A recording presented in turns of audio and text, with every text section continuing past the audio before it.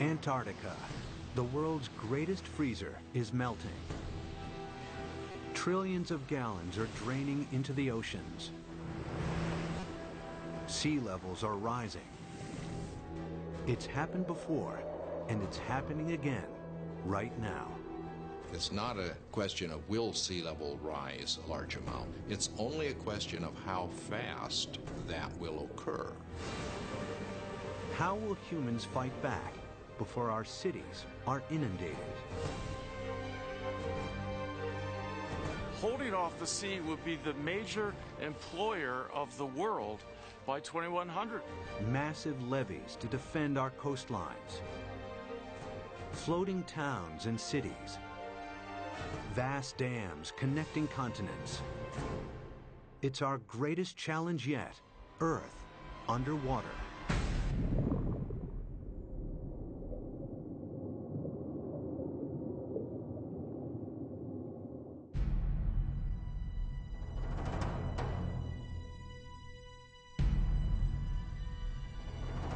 This is New York in the 24th century. Sea levels have risen by 120 feet. Manhattan is flooded. What could cause such a terrifying scenario?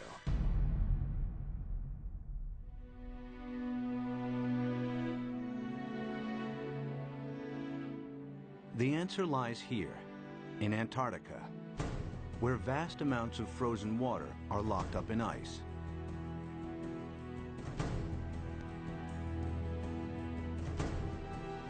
Some of Antarctica's ice sheets are more than 2 miles thick. If melted, this ice would dramatically raise sea levels. And the melting has already started. Taxi checks complete.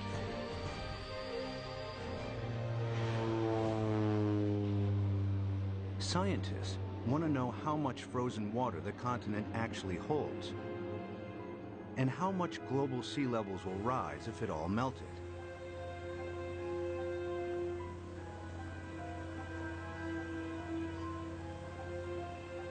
Specially equipped aircraft send radar beams deep into the ice, which reflect off the bedrock and measure the depth of the ice sheet.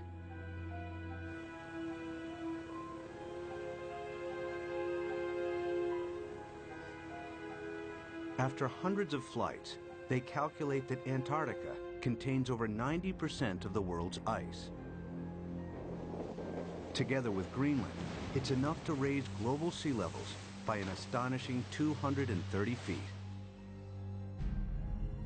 This is what North America would look like if all of the planet's ice melted. Europe would also shrink. London's Tower Bridge would become a solemn monument in the sea. Berlin would be flooded, as would Paris. But how likely is such a scenario? Is sea level rise reality or myth?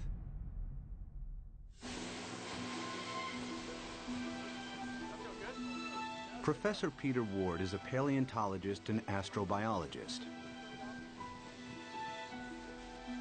He's written extensively on the history of life on Earth.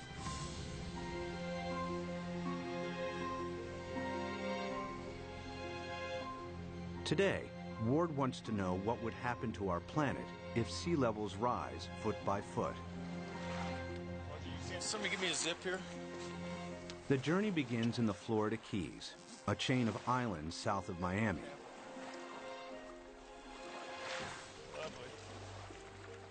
He's looking for clues from the past that may help predict the future of our planet. All right, guys, you want to go swimming? You ready?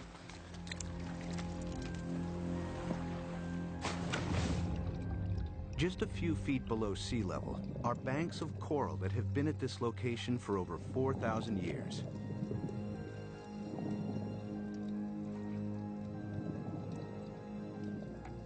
During this period, sea levels have been stable, not just in Florida, but around the world.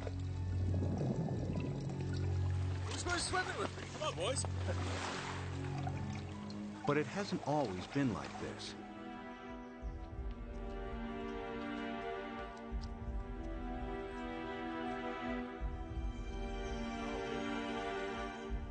A few hundred yards from shore, Peter visits an abandoned quarry that reveals startling evidence from the past. Oh yeah, beauty. Nice. Look at this dude. Sitting right in growth position, grew straight up. Very nice. I came here at a very young 23 years of age. Our professor brought us to this quarry and said, this is a perfect reef, and it is. Look at this big coral sitting right in place. This is how corals grow straight up. And not very far offshore from us, we have these same corals living in place. And these things have to live in at least 10 feet of water. So we're sitting here. There's not been any volcanism. Nothing has lifted Florida up. How could you get this coral this high up in the air now, unless you had sea level, at least another 10 feet above this? It was the first indication to me that sea level, which I knew had gone down and come up, but I had never thought that it could be higher than it is now. If history repeats itself, our coastal cities would be inundated. Sea level rise is not a myth. It could happen again, just as it's happened before.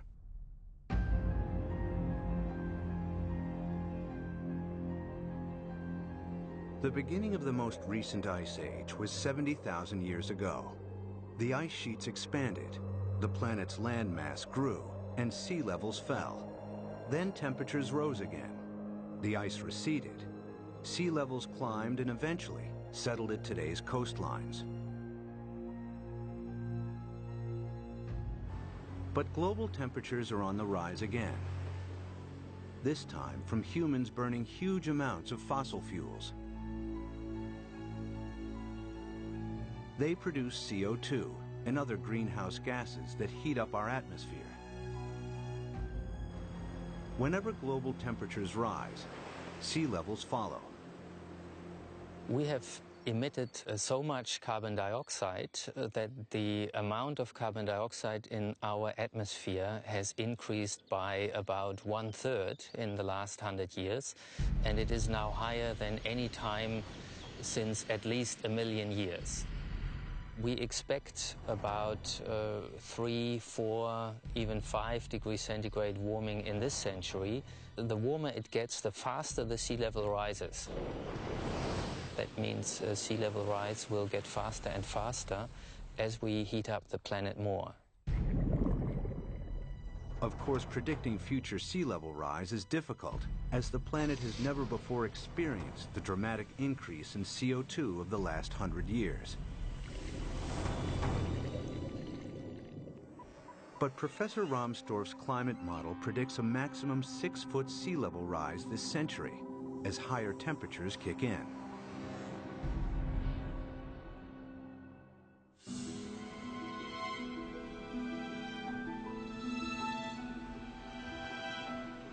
One city that would face inundation this century is Miami, Florida. Just a few feet above sea level, it has virtually no defenses against a rising ocean.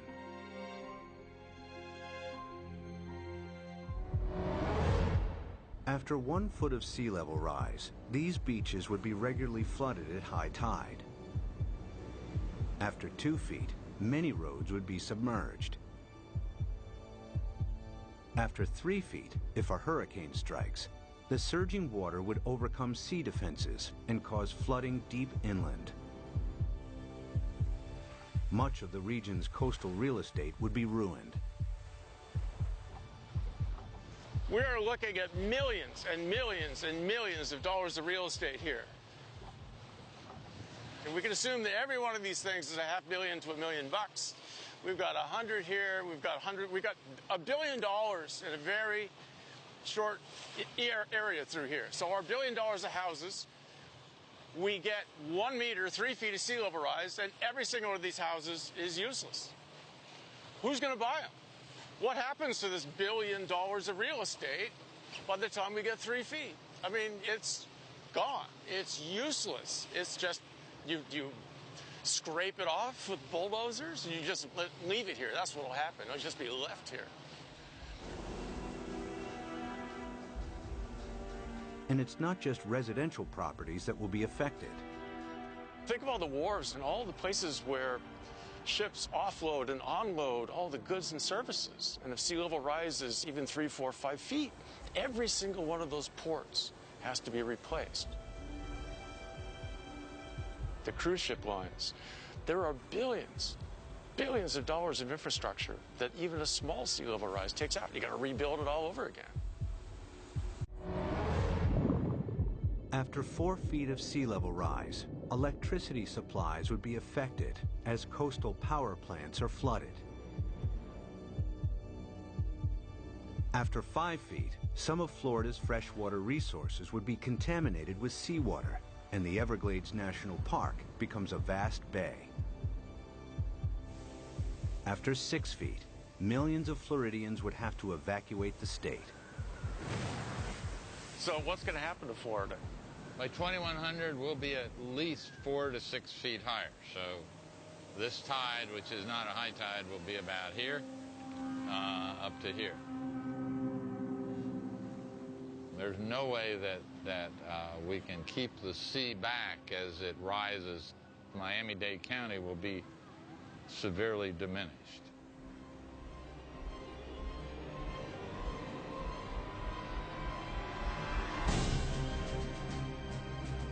By 2100, after 6 feet of sea level rise, Miami would look like this. There's no way to prepare for this. You can't put levees around the kind of sea level rises we're in for. We're a city that's only a little over 100 years old.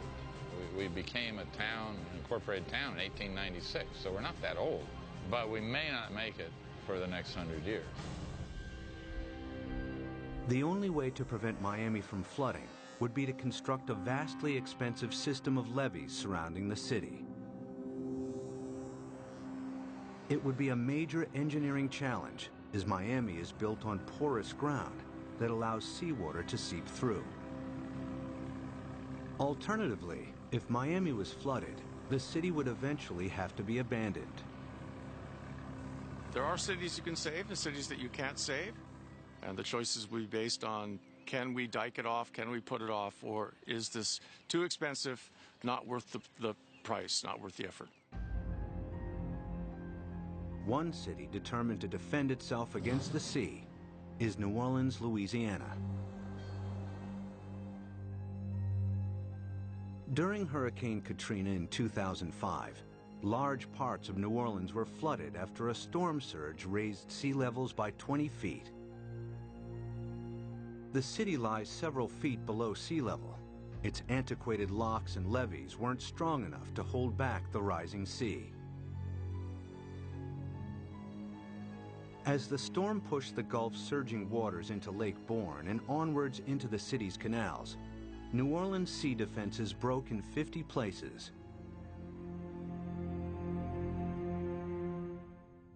We had some levee and flood wall failures in the hurricane system, and the combination of that overtopping of the levees and the flood walls that failed caused massive flooding throughout the city. About 80% of the city of New Orleans was flooded following Hurricane Katrina.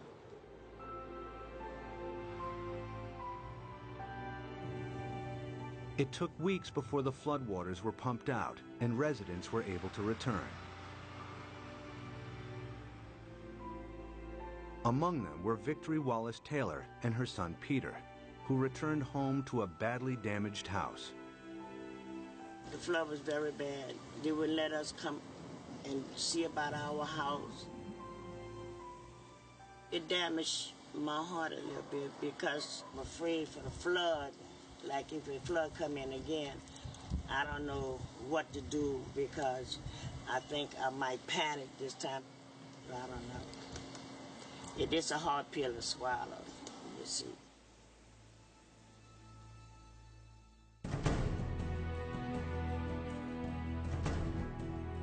To prevent New Orleans from flooding again, the U.S. government is investing billions of dollars in the city's sea defenses. Along the riverbanks, the U.S. Army Corps of Engineers is strengthening New Orleans' levees and locks. Their work here provides future insight into the kinds of construction that may be needed to protect coastal cities around the world against rising sea levels. We learned a lot of key lessons, and some of the key lessons learned were incorporated into the designs for the Greater New Orleans Hurricane Storm Damage Risk Reduction System. And that system is a series of many different aspects. It has flood walls, it has pump stations, it has levees. There's the series that we call the multiple lines of defense.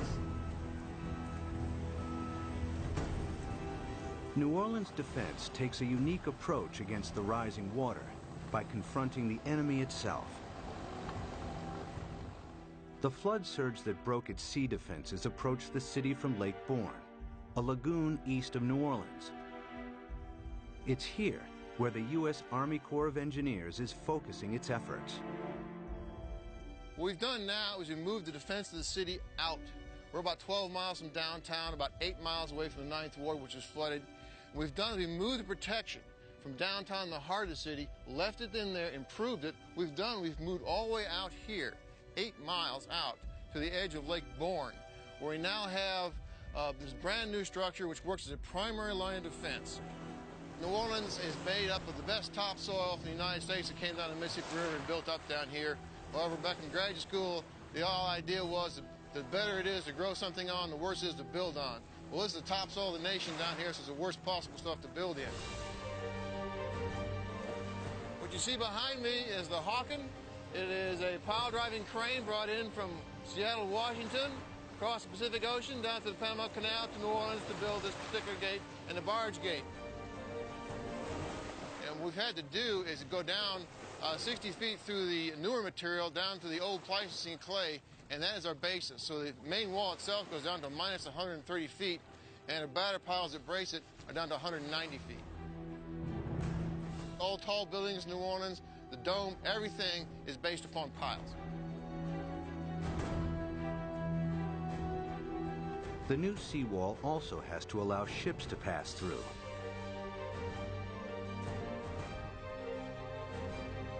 Dry cofferdams are put in place to construct barge and sector gates. The concrete is poured, the dams are flooded, and the gates can be completed.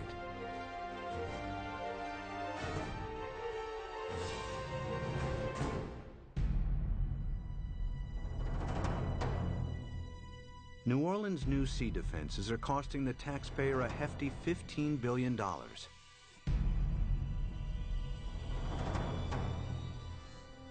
But their design only accounts for storm surges that build from sea levels today.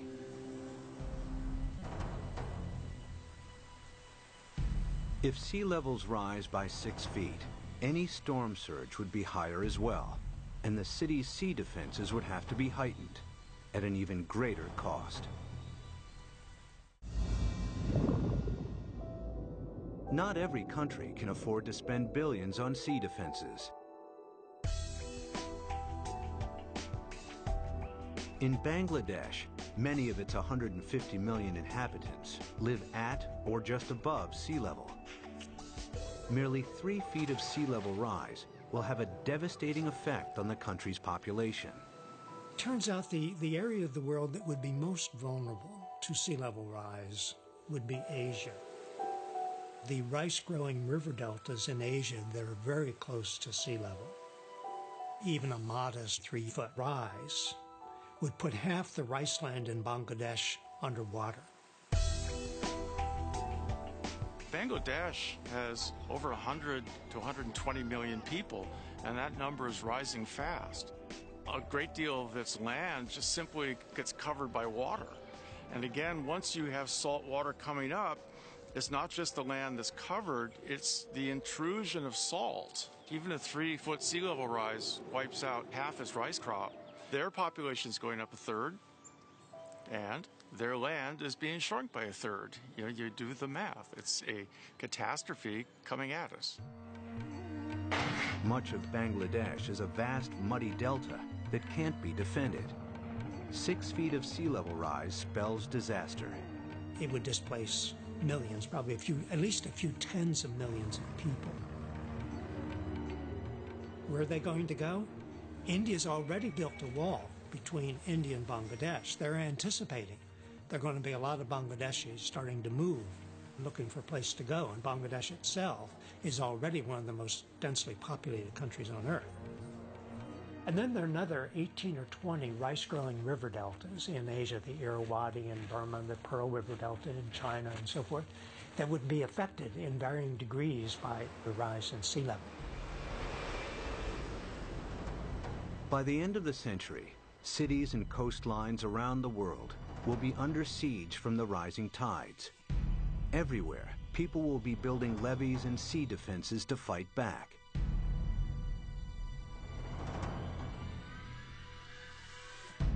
But sea level rise won't stop at 6 feet. They're likely to rise at an even faster rate. As the predicted melt of Greenland and Antarctica accelerates, exposed cities may not have time to build new sea defenses. Clues about the speed of future sea level rise are found during the time of the last ice age. As global temperatures rose, the planet's ice sheets melted into the sea. Sea levels increased by a staggering 390 feet until they settled at today's levels. How fast did this happen? The answer may help predict how quickly sea levels could rise in the next century, and how much time we have to defend our coasts.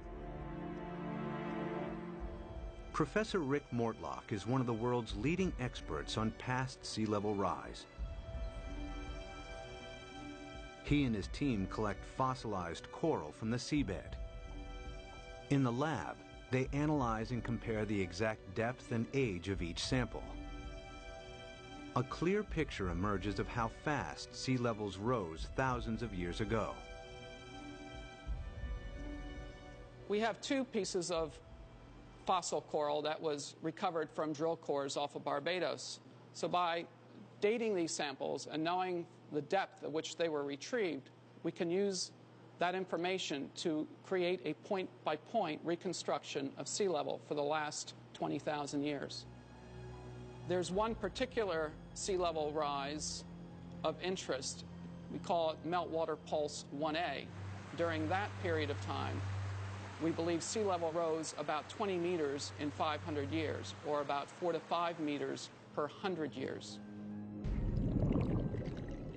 If the same happens again, it would translate to as much as 16 feet of additional sea level rise in the next century. Factor in today's affairs, and the rise may be even faster. If we don't get emissions under control, the rate of sea level rise will keep accelerating. And so in the next century, it's not only that we get the additional 5 to 7 feet that we got the last century, that's going to happen, but we add on to that. So now we're looking by 2200, probably at least 15 feet above, and probably 20. By 2100, the cities will know that they are doomed. The coastal cities, anyway. If the oceans rose with accelerating speed, the planet's most exposed cities may not have time to build adequate sea defenses. Sea levels would rise by 16 feet per century. New Orleans could flood, followed by Miami. Miami's the worst off, and New Orleans, those are two cities that will have to be abandoned, I imagine. As southern Florida is lost to the sea, other coastal regions will also struggle to hold back the tides. Among them is the San Francisco Bay Area, with its 7.5 million people. The San Francisco Bay Area is particularly vulnerable to sea level rise because of our history. Although the bay is big, it's very shallow. 2/3 of it was less than 12 feet deep. So lots of it was filled and reclaimed. We're standing here on reclaimed land, and all of downtown San Francisco, the financial district, is on reclaimed land. We've already seen 7 inches of sea level rise in the bay over the past century. We know this because the longest continuously operating tide gauge in America is at the Golden Gate. So we have 154 years of data. We're just now beginning to realize with accelerated sea level rise, we're going to have to prepare and have a new plan for how we deal with it in the Bay Area.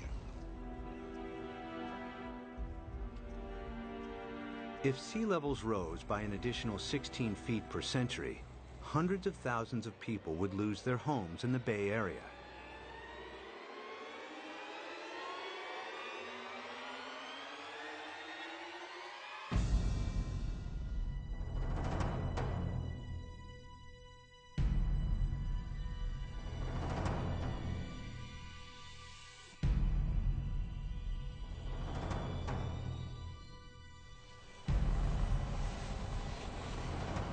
To protect San Francisco Bay, levees would have to be built on a massive scale.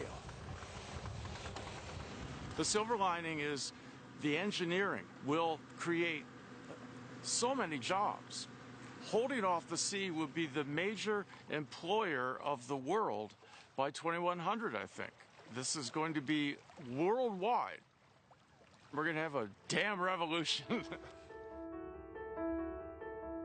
The bay's entire coastline would have to be defended with levees in order to protect it. But in the east, the Sacramento-San Joaquin Delta would remain vulnerable because it's at or below sea level. The Delta has some of America's most fertile farmland. The most important part is food. It's unbelievable the proportion of human food that comes from land that is at sea level, not necessarily right next to the sea, but at an elevation that will be impacted by sea level rising. Sea level rises a little, all those fields next to it, even if they're not covered by the sea, are rendered useless for human crops by the sea. If the Delta and its farmland were lost to the sea, California's food supply would be in jeopardy. The Delta is also one of the main sources of fresh water on the American West Coast. This is the hub of California's water supply. 26 million people drink water that comes from this estuary. That's a huge number. 2/3 of the population of California gets water from this estuary. If you raise sea level even a foot, you know, which in our mind isn't all, as geologists said, doesn't seem like much, yeah, but that's common, yeah. If you raise sea level a foot, the work that we've done suggests that you will salt up this end of the delta, even if the levees all stay together, even if they don't fail. If sea levels rise by 6 feet this century, local rivers will be contaminated with salt, and California's main fresh water supply will be lost. In the next century, after an additional 16 feet, the entire delta will be claimed by the sea.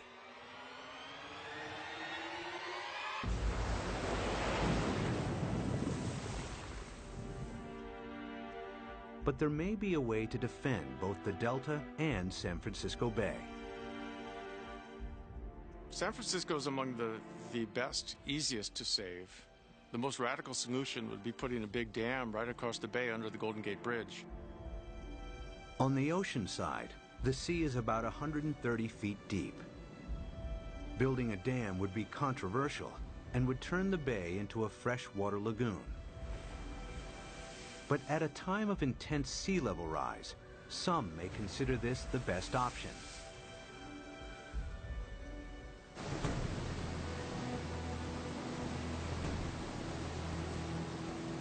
Using cutting-edge technology, huge dredgers could pick up sand from the seabed nearby and deposit it as the dam's foundation.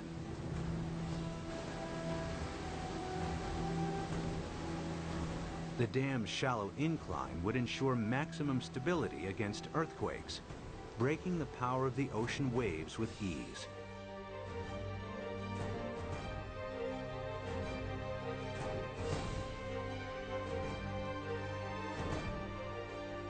Vast pipes and pumps would be installed to keep the bay's river water flowing out to sea.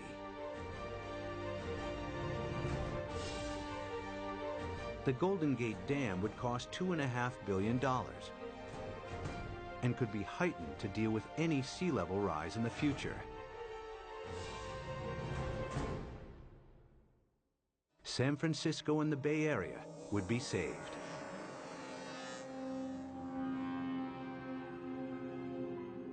One region that may benefit from the U.S.'s sea defenses is the Mediterranean. It's flanked by countries both rich and poor that have thousands of years of history. The Mediterranean has a unique feature, a narrowing at its mouth. The Straits of Gibraltar are between 10 and 20 miles wide, stretching from southern Spain to Africa. A dam could keep the rising water of the Atlantic separate from the Mediterranean. There's been a plan since World War II, for instance, to put a dam between the Rock of Gibraltar and Morocco on the African side. A dam big enough that sea level rise does not affect the Mediterranean. But building a dam here has one major drawback. Every year, the Mediterranean loses 2 feet of sea level through evaporation that is compensated by the inflow of water from the Atlantic. The dam would cut this off. In the case that you build a dam in the Gibraltar Straits, there will not be the flow of water from the Atlantic. So in the case that you cut the flow, so there will be a evaporation, there will not be compensation, and there will be a permanent drop of the water level. After years of evaporation, the Mediterranean would turn into a stagnant saltwater lake. Eventually, the sea would dry out. And if then the sea level would rise, let's say another... Sea defense engineer Peter Janssen maps out possible solutions on how to keep the Atlantic flowing while building the world's largest super dam. I looked at the surroundings. I looked at what may be required to make a closure. And then, well, I thought it may be feasible.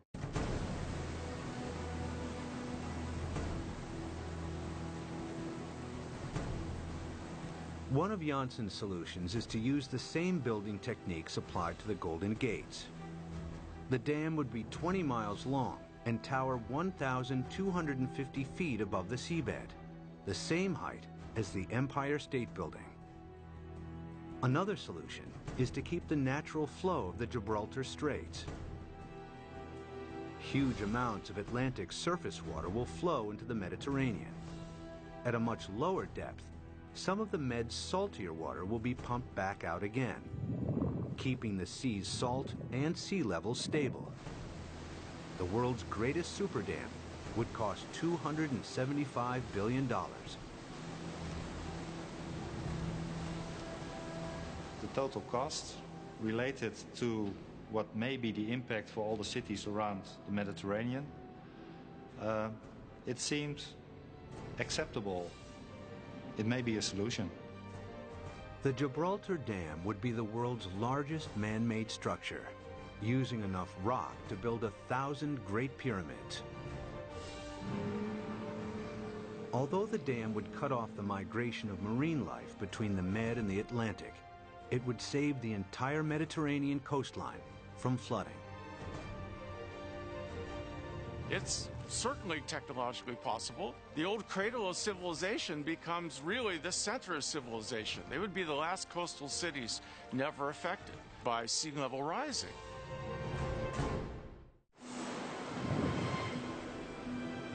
By the end of the next century, sea levels could rise by nearly 22 feet. Some cities may be saved through the construction of super dams. Others that can't be defended are lost to the sea. Exposed countries too poor to build defenses are flooded. Around the world, hundreds of millions are displaced. It's likely that by the 23rd century, the ice sheets will melt at an even faster rate, and that the oceans will rise with increasing speed. The planet's growing population and a continuing hunger for cheap energy could make it worse. The problem that I see again is the number of people. Every new person is going to want housing. Every new person is going to need food, obviously, and want transportation. Let's say that all of us cut our gas emissions. So 6.5 billion of us cut down by a third all our usage, and then we raise the population by a third. All those new people are just adding back to what we've cut away. Some scientists believe that our CO2 levels could quadruple over the next centuries. It would mean reaching CO2 levels last seen over 50 million years ago, when there was no ice on the planet and when sea levels were more than 230 feet higher than today. In the worst case, if we are so foolish as to burn all the fossil fuels so that carbon dioxide increases to more than 1,000 parts per million, then there's no question we will melt all the ice on the planet, which would mean a 75-meter or almost 250-foot rise in sea level. It's not millennia. It's not going to take thousands of years. The forcing of humans is so large that it will do the whole job within a time scale of centuries, I believe. This is the worst-case scenario. CO2 levels triple, global temperatures dramatically increase, and the Antarctic rapidly melts. The world's coastlines are eroded as sea levels rise by an additional 50 feet by the end of the 23rd century. One rich city that would struggle to defend itself is London, Western Europe's largest metropolis. Its main river, the Thames, is tidal, and water levels vary by up to 22 feet. The Thames barrier defends the city against storm surges from the sea. If a tide is unusually high, the barrier closes its gates, and inner London is protected. If sea levels rise by 6 feet, the barrier would have to be replaced by a huge seawall upstream. But if they rise by 50 feet per century, there may not be enough time to build adequate sea defenses. It would be a disastrous situation. It would mean you simply can't inhabit the coastal areas because you will have a continually changing sea level. So we really do not want to go down that path.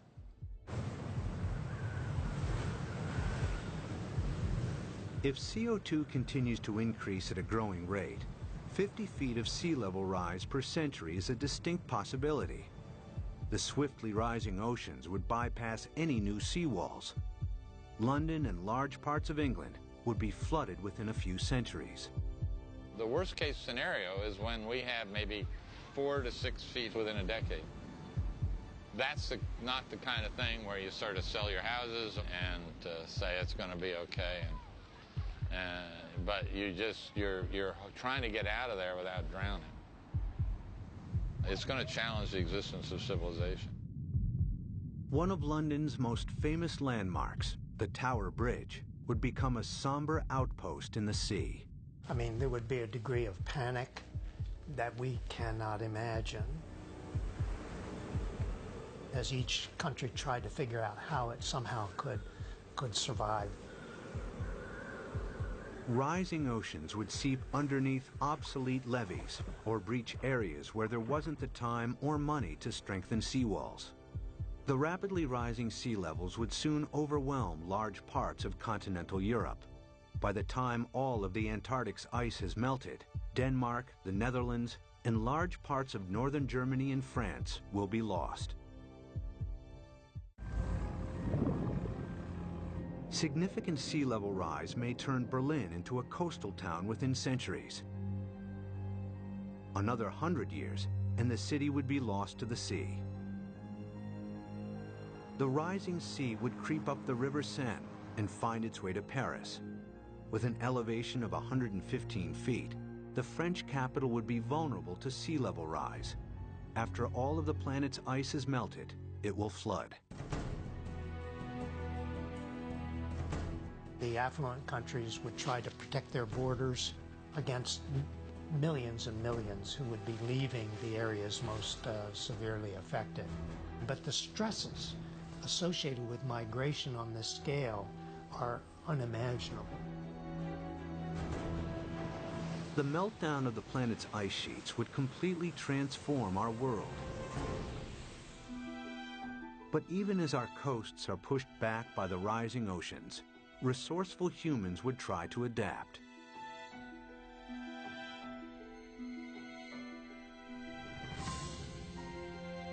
There are already plans to rescue New York.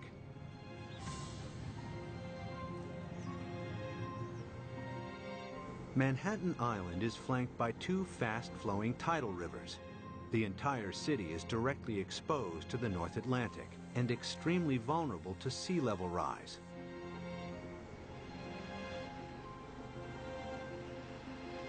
Professor Malcolm Bowman is an oceanographer and expert on the effects of sea level rise in New York.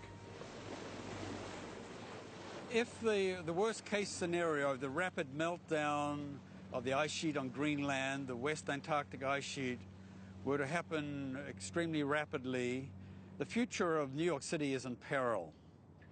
So the city has two options. One, either build massive defenses, or two, start evacuating the city and its population to higher ground. The flooding of New York's underground installations would only be the first in a series of catastrophic events. After the first 6 feet of sea level rise, parts of lower Manhattan would be submerged. If sea levels rise by 50 feet, the water would move into Times Square. Behind me is the Manhattan Bridge, with sea levels rising 250 feet. That bridge would have seawater lapping around the roadway. New York City as we know it would not exist. But there is a way that New York might adapt even to extreme sea level rise. The idea is to build on water. Here in the Netherlands are several communities of floating houses. Koen Olthaus is a visionary architect who believes these houses are the beginning of a new trend in design and construction. So what you will see is that people go and design floating apartment buildings and really floating structures like 200 by 200 meters with roads on top of it and with cars on top of it and houses. Such floating cities could be built with a new lightweight material that's like a concrete sponge. The beauty about floating cities is that you don't have to protect them from nature. They just go on with nature, they live with nature. And will just go up and down with the water. Olthaus has designed a seawall to protect Manhattan, with floating districts attached to it. New York, we're going to build a new Wall Street around it, around Manhattan. So we can redesign the city around it, or even having floating leisure around it, floating agriculture. A floating New York is still in the concept stage. But one day, this may be the solution for hundreds of coastal cities facing inundation. The best silver lining of the whole thing to me is that it will require a united world. A world war against sea level will have to bring all of the squabbling governments to act together. The sea doesn't care what your national boundary is. It's an equal opportunity flooder. We will have to, as a planet, come at this in a united fashion. Whether it's the construction of massive seawalls or super dams, sea level rise will happen. The question is not if, but how fast and how much our oceans will rise. Much will depend on our own CO2 emissions. Humans will need all their ingenuity to meet the world's greatest challenge yet. When when 7 p.m. feels like this, you must be watching the National Geographic Channel.